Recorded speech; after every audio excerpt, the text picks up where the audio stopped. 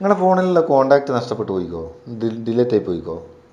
അല്ലെങ്കിൽ നിങ്ങൾ പുതിയ ഒരു ഫോൺ വാങ്ങിയിട്ട് അതിലേക്ക് പഴയ ഫോണിലുള്ള കോൺടാക്റ്റുകളൊക്കെ ഒന്നിച്ച് സേവ് ചെയ്യണോ?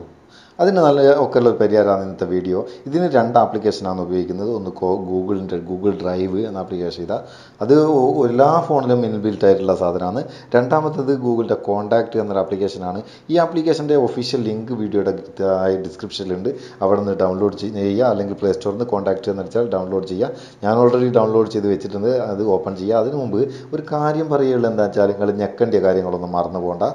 ഇതുപോലുള്ള വീഡിയോ ദിവസവും കിട്ടണമെങ്കിൽ താഴെ ഒരു സബ്സ്ക്രൈബ് ബട്ടൺ ഉണ്ട്, അത് ആദ്യം ഞെക്കുക. അതിൻ്റെ കൂടി ഒപ്പം തന്നെ ഒരു ബെല്ല് വരും, അതും ഞെക്കിയേക്കുക. പിന്നെ എന്തൊക്കെയാണ് ഞെക്കേണ്ടത് അതൊക്കെ ഞെക്കിയേക്ക്. പിന്നെ ഞാൻ വീഡിയോയിലേക്ക് പോകുക. അത് ഡയറക്റ്റ് ഇതാ, ഞാൻ കോൺടാക്റ്റ് ഓപ്പൺ ചെയ്ത് കഴിഞ്ഞാൽ നമ്മുടെ ഫോണിലുള്ള മുഴുവൻ കോൺടാക്റ്റും ഇതിലിവിടെ കാണാൻ കഴിയും. അത് മേലെ 3 ഡോട്ട് ഉണ്ട്. ആ ഡോട്ട് ഒന്ന് ക്ലിക്ക് ചെയ്തിട്ട് സെലക്ട് ഓൾ എന്നത് ക്ലിക്ക് ചെയ്താൽ മുഴുവൻ സെലക്ട് ആവും. അതിനുശേഷം നമുക്ക് ഇവിടെ ഷെയർ ബട്ടൺ ഒന്ന് ക്ലിക്ക് ചെയ്യുക. ഷെയർ ബട്ടൺ ക്ലിക്ക് ചെയ്താൽ ഇത് എക്സ്പോർട്ടിങ് കാണിക്കും. ജസ്റ്റ് സെക്കൻഡ് മാറിപ്പോകും. ഇവിടെ പിന്നെ നമുക്ക് എവിടേക്കാണ് ഇത് ഷെയർ ചെയ്യേണ്ടതെന്ന് ചോദിക്കും. നേരത്തെ നമ്മൾ ഗൂഗിൾ ഡ്രൈവ് കാണിച്ചില്ലേ, ആ ഡ്രൈവ് സെലക്ട് ചെയ്യുക. ഇവിടെ ഡ്രൈവ് സെലക്ട് ചെയ്ത് കഴിഞ്ഞാൽ നമ്മളെ ജിമെയിൽ അക്കൗണ്ട് ഇവിടെ കാണിക്കും. ജിമെയിൽ അക്കൗണ്ട് കാണിക്കും. താഴെ ഏത് ഫോൾഡറിലേക്കാണെന്ന് കാണിക്കും. മേലെ ഈ ഫയലിന് ഒരു പേരുണ്ടാവും. ഈ ഫയലിൻ്റെ പേര് നമുക്ക് എന്ത് പേര് വേണമെങ്കിൽ കൊടുക്കാം.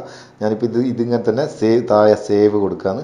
താഴെ സേവ് ചെയ്ത് കൊടുത്തു കഴിഞ്ഞാൽ അത് ഗൂഗിൾ ഡ്രൈവിലേക്ക് അപ്ലോഡ് ആയി കഴിഞ്ഞ് ഇനി ഞാൻ ഇതൊന്ന് ബാക്ക് വന്നിട്ട് ഗൂഗിൾ ഡ്രൈവ് ഓപ്പൺ ചെയ്യുക. ഗൂഗിൾ ഡ്രൈവ് ഓപ്പൺ ചെയ്താൽ ഇവിടെ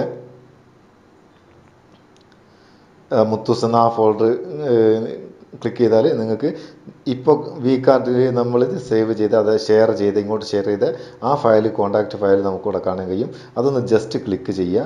ജസ്റ്റ് ക്ലിക്ക് ചെയ്താൽ ഇങ്ങനെ നമ്മുടെ ഫോണിൽ ഏത് ഭാഗത്തേക്കാണ് ഇത് ഇമ്പോർട്ട് ചെയ്യേണ്ടതെന്ന് ചോദിക്കും. ഞാനിപ്പം കോൺടാക്റ്റ് എന്നത് സെലക്ട് ചെയ്യുകയാണെങ്കിൽ അവിടെ നമ്മുടെ ഫോണിലുള്ള ജിമെയിൽ അക്കൗണ്ടുകൾ തീർത്ത് കാണിക്കും. കൂടാതെ ഡിവൈസും കാണിക്കും. ഡിവൈസ് കൊടുത്തു കഴിഞ്ഞാൽ ഈ കോൺടാക്റ്റ് മുഴുവൻ നമ്മുടെ ഡിവൈസിലേക്ക് സ്റ്റോർ ആവും. അല്ലെങ്കിൽ ഞാൻ ബാക്ക് വന്നിട്ട്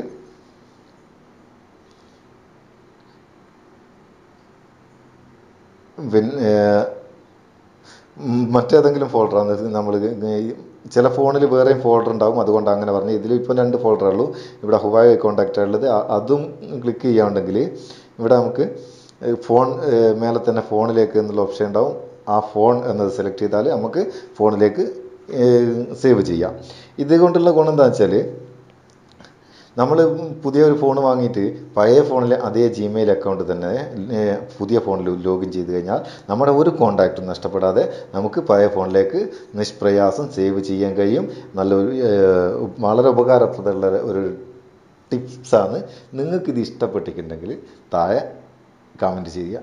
അപ്പം ഇനി അടുത്തൊരു വീഡിയോയിൽ നമുക്ക് നല്ലൊരു സെഗ്മെൻറ്റിൽ തന്നെ കാണാം. എന്നെ ഇഷ്ടപ്പെട്ടിക്കോ? അല്ല എൻ്റെ വീഡിയോ ഇഷ്ടപ്പെട്ടിക്കോ? ഓക്കെ എന്നാൽ.